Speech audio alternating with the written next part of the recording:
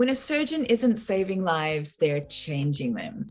And that's probably why you want to become a surgeon, isn't it?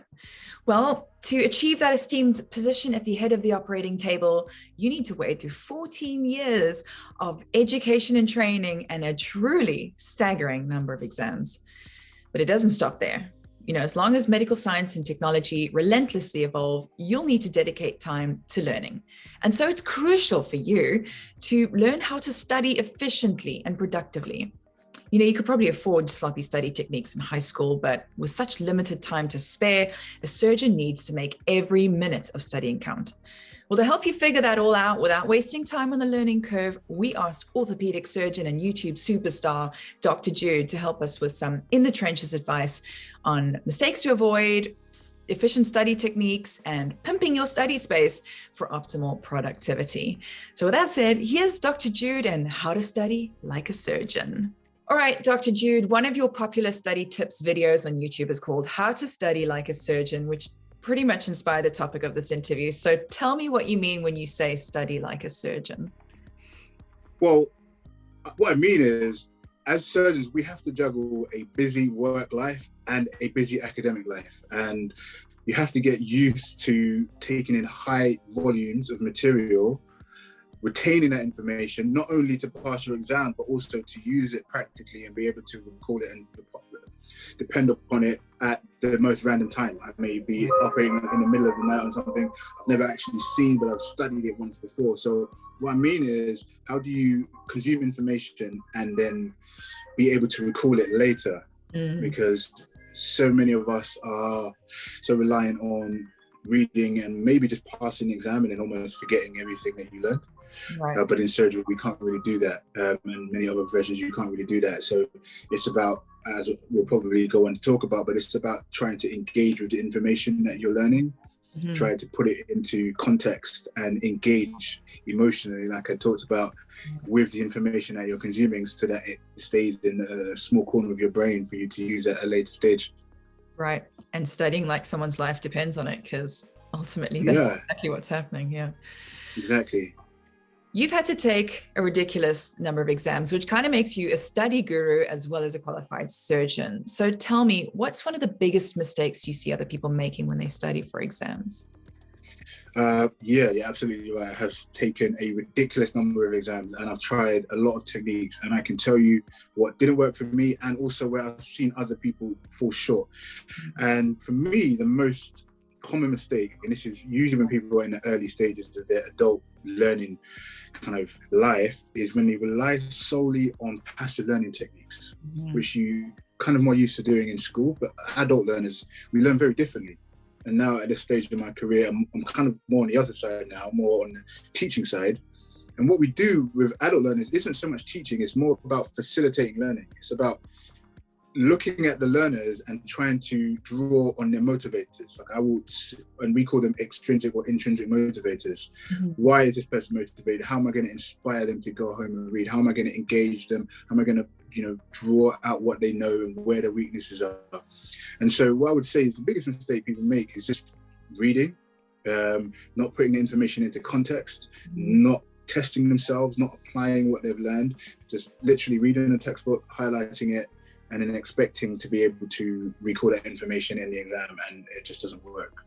Right. So it's a very high school approach to studying for exams. Yeah. Well, how do you recommend students engage more so that they are studying actively rather than passively? So, I mean, the studies speak for themselves. So these are things that I think work for me, work for several other surgeons who I've studied with, but also are proven to have worked in the literature.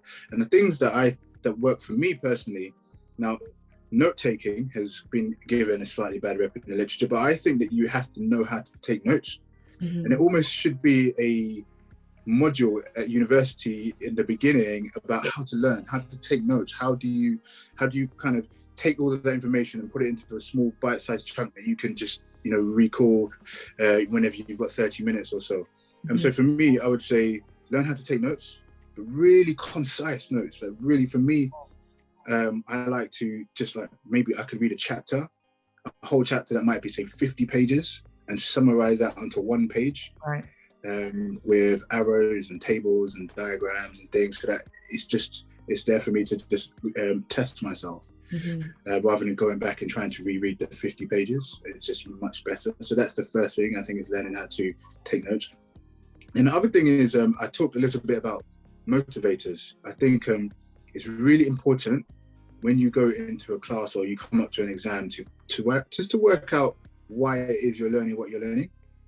And I think simply learning for an exam may be enough, but actually we know that as soon as you finish that exam, you're going to forget everything that you learned. Right. Whereas if you're reading something and we call it self-actualization within education, and that basically means being able to put yourself into a real life situation in which you may need this information. So when you're studying it, so I'm thinking, oh, I may actually have to do this procedure one day, or tomorrow the professor's going to ask me, what is this structure, or how is this anatomy relevant to what we're doing at the moment? So I know that tomorrow I'm going to be called upon, I want to ace it in front of everybody. So when you put yourself into that situation, you're engaging with it. So I think putting what you're learning into context is massive. Yeah. And then the other thing I think is important is testing yourself. And how you do that is really up to you. When I've had like the worst exams, like the in the US, they call them boards. In the UK, they've got a slightly different name, but essentially the same time in a surgeon's career when you're coming to the end and you have to get certified to be a specialist. And so when I was going through that, my study wall just had diagrams and tables on it. So I would just continually test myself. I would wake up, do an hour in the morning, test myself, look in the mirror, try and recall, talk about what I studied, and really just constantly testing yourself even before it feels comfortable. So that's what I would say. My next tip. Those are such great points. And I just wanted to touch on the motivation one, because that's not something we think about often. I mean, I remember at university, I hated math because every day I was like, why is this useful to me? I have no context for it. It doesn't feel like it matters.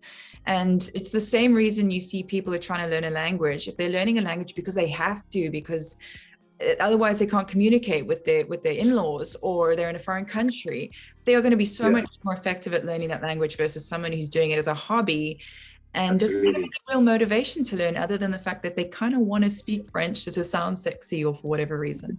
It's that. Exactly. So being more mindful of your purpose, and that play a huge role. Yeah, that's huge. All right. So in your YouTube videos, you talk about the importance of establishing a happy place where you can study productively. So why is this so important, and what tips do you have for creating such a place? For me, it has been powerful. And I think it's important because it eliminates the need to think about how and when you're going to study or where. And so it becomes routine. It's like, if I know, I'm hungry, I need to make a sandwich, I'm not going to think about what room in the house to go and do that. I just go to the kitchen and open the fridge, and that eliminates a step. And in a way, I've seen some almost like prodigies. You see people like Steve Jobs, right? They wear the same clothes every day. And when you read their books, they say, look, I know that every day I wake up, I have a finite amount of willpower. And there's only a certain amount of decision-making in me. And I don't want to be consumed by what I'm going to wear. I don't want to have to think about every morning what pants go with what shirt. And so he just eliminates that thought process. And the same with studying, I think. I think if you just eliminate, am I going to sit on the sofa? Am I going to sit here? You just, once it's time to go to work, you go to your happy place. You kind of block out the world. I talked about this book, which again, almost changed my life. It was by a guy called Charles Duhigg. It's called The Power of Habit. And it talked about the power of building routines. Because when you build a routine, it just becomes second nature. So having a routine, go to your desk or wherever your happy place is. I like music, so I'll play some nice music. I quite like dim lighting as well. And so I just kind of get into this space where my mind is clear and I just go to work. So that's it for me personally. Yeah. So I guess each person has to figure out what works, what's conducive to them studying. But also it's like your brain, you will start to train your brain to associate this setting with productivity, so that you sit down, your brain's, okay, it clicks into the right mode to learn. Exactly. without you having to overcome any inertia or, as you said, make decisions. And that's cool. Exactly. Well, in the modern era, many students are using their homes to learn and study, which can be very distracting, particularly if you live with other people. And I know you yourself have 2 little kids. Could you briefly walk us through your best tips for studying productively from home? So studying productively from home requires so much discipline. Mm-hmm. And the tips that I'll give you, and probably I've spoken about on my YouTube channel, a lot of people are going to say, well, that's common sense. But the difficulty is actually applying them. Mm-hmm. And I think they're game changers. And for me, personally, I have always found that even if I'm working at home, if I separate home and work, it makes a huge difference. And by that, what I mean is I wake up early, have a shower, get dressed, have breakfast, almost as if I am actually going to work. And then I sit down to work, and it almost kind of kickstarts your brain for the day. It makes you feel as though, your brain has now shown up to work, for me anyway, rather than just kind of moseying on down in my dressing gown and getting really lazy about it. So that works for me.